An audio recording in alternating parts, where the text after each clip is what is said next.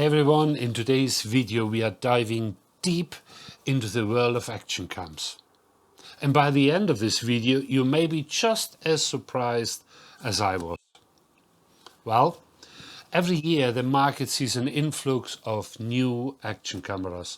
Some are fresh contenders while others are just upgrades or follow-ups on previous models. But here's the big question. Are these cameras worth your money? And do they live up to their game changer hype they claim to have? Now let me set up the stage for this test. My 7-camera motorbike vlogging rig. Number 1, DJI Action 3.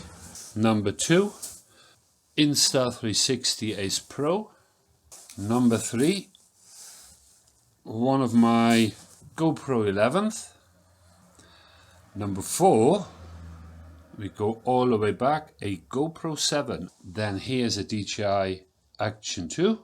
And here is an Insta360 X3. And on my helmet, my usual setup, a GoPro 11. I've got all their cameras set to their default color profile and we're recording in 4K, so there's just nothing special, no tricks, just raw footage for the edit. I'll be using DaVinci Resolve, what I normally use for all my videos, and I want to make it as realistic as possible, so I will edit like a normal motorbike vlog. On the bottom left corner, on the bottom left corner you see a number. That gives you the clue which camera I'm using. I reveal all the cameras at the end of this video. Just a quick tip, number 3 is a GoPro 11. That's the camera I have on my motorbike helmet as a reference. Right, let's get to it.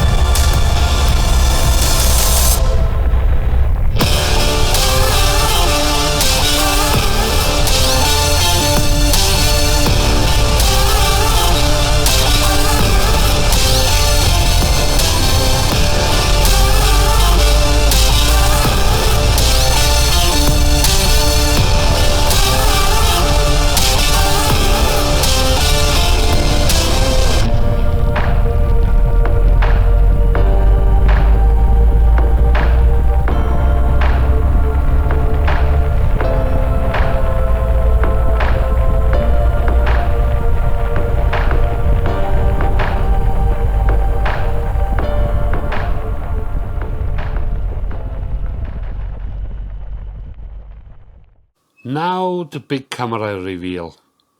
Camera 1 was my Insta360 Ace Pro. Camera 2 was my old GoPro 7 from 2018. What a surprise, it still holds up. Camera 3 was my GoPro 11 mounted to my helmet, that's my reference camera. And camera 4 was another GoPro 11. This one was set to 5.3K. Camera 5 was my DJI Action 2 and camera 6 was my DJI Action 3. I didn't include any of the 360 footage from the Insta-X3. Be honest, it's just such an awkward workflow and it's pretty obvious if it's a 360 camera. So how did the cameras hold up? Honestly, I think they performed pretty well. The two older models, the GoPro 7 and the Action 2, it's not as sharp, it's not as vibrant, it's not quite up there anymore. So what's my take on this exercise? Well, the biggest tip is don't mix camera brands. It's easier to stick with one model and one brand. It simplifies absolutely everything. The colors are the same, the workflow is the same, and it's consistent across all the footage. If you have a problem, well, you have spares. Plus, it makes things so much easier if you need a backup or a replacement because you got multiple of these cameras. For me, I'm sticking with my GoPro 11s. In fact, I've got now 3 of them.